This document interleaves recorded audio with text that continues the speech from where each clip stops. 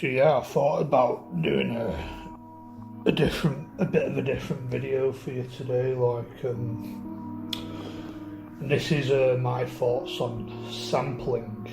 Like, if you don't know, I produce electronic music. Currently, I make like ambient sort of music, IDM, all that sort of stuff, electronica. And if you don't know what sampling is I think technically there's two versions of it, but I'm going to go the more popular version where it's where you take something out of other media, and it could be anything. It could be another song. Usually it's songs, old records from like the 60s, 40s, even before that. Like, a lot of people seem to sample a lot of 60s records, but ultimately you can sample anything. Where you can sample from films, you can sample off YouTube. Like, for example, I sampled one of these like ASMR videos into one of my tracks, where I thought it kind of fitted the tone. But what else? Just anything. Like, it's usually music and film that people sample from. And in this video, I think I'm gonna put stuff up on the screen, from where I've used samples in my own tracks, like from like records, films, and all that sort of stuff. It might be interesting, but yeah, sampling. I think the way, like, I'm no expert with the music industry or anything, but the way the music industry today, it's like it's a technique that's it's not really used anymore, because it can complicate everything from like laws and music rights and all that. Like, I think all that's been pushed in within like the last 20-25 years. But sampling, it's I think the peak time for like sampling tracks was around like the 90s, early 2080s, maybe a bit before that, but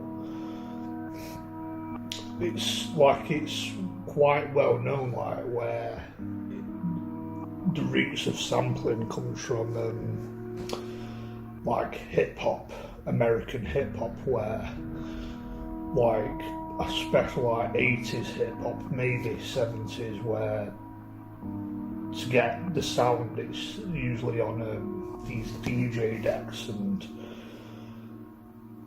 they usually create the beats by sampling shit from whatever they can find, like films, music, like. And I think that's where sampling was used heavily, most heavily, like with American hip hop. Like, I'm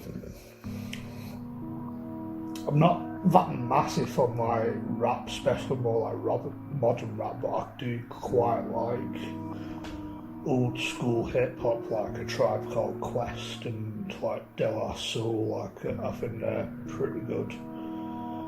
But yeah, I'm going off topic there a bit. But that's where it was used the most. And later years, in like the 90s, it was used heavily in like electronic music, like of all genres, like usually like, I don't know, trance and EDM, like club music, like stuff like Daft Punk, like the European sort of dance music, like can't really think of the names from the top of my head, but stuff like, what's that track called where the music video's in New York and she's got like a big love heart, like stuff like that. I think it's Another Chance or something. Not that it matters, but I like referencing stuff in these videos. Yeah, that Roger Sanchez, Another Chance, like stuff like that. People like DJ Shadow, I think he kind of comes from that LA hip hop scene where that's what he was brought up on and he was influenced on that, but he was probably the first sort of person in this moving towards the electronic side where it was like old school traditional DJing, like getting your hands dirty, like getting samples from like old records, like and I think he started, I don't know how to explain it, like he was probably one of the pioneers, but I think the people that perfected that style of music where it's just pure samples was the Avalanches with like they brought out the debut album Since I Left You, which might have been my favourite album. Like, I recommend listening to that if you're into like inventive new ways of making music. I suggest that. Where they perfected it and 16 years later they brought out a second album, I think it's called Wildflower or something, which is another great album in my opinion. And yeah, so it's been used quite heavily in like electronic music and hip hop. Really, they're the main two genres, and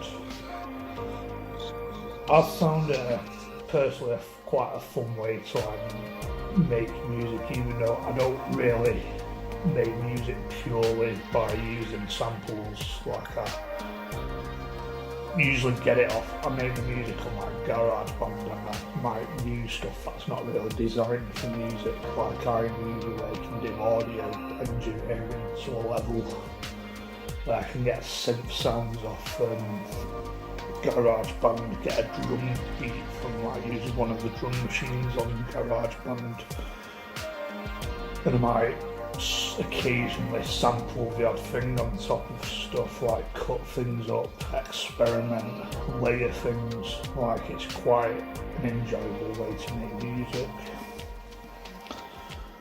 And it's kind of just, I think it's underground at its fucking peak, because it's these days it's not really done as often, especially when you're like a big time artist signed to like a big time label where it just complicates everything, and it's quite rare. Like I don't know how the Avalanches get away with it. I think someone behind that team was good at sorting things out with the legal side. Whereas me, I don't know, I can be a bit rebellious about it and just take it and not really think much of it. And just, it's like you take something and you create something new out of it. I find it quite interesting.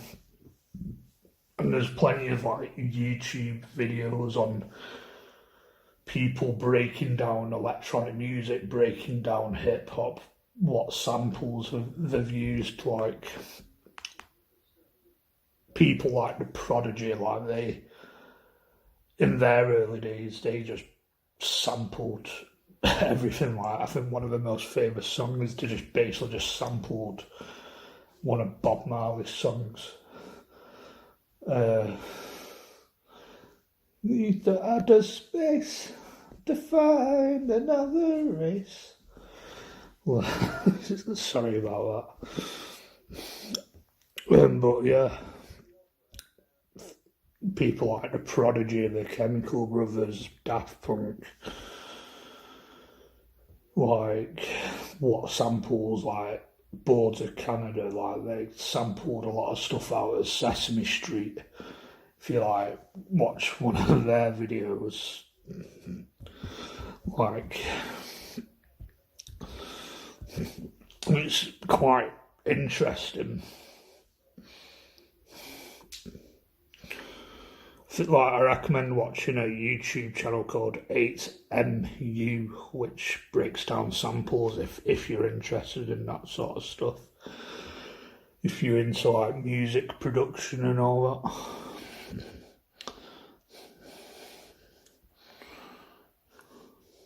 So yeah, I think that's my thoughts on sampling when it comes to music. Like, I don't know, it might be one of like sort of like a niche interest that I have, I guess. Yeah, I think that's all I've got to say in this video. Catch you in another video. Goodbye.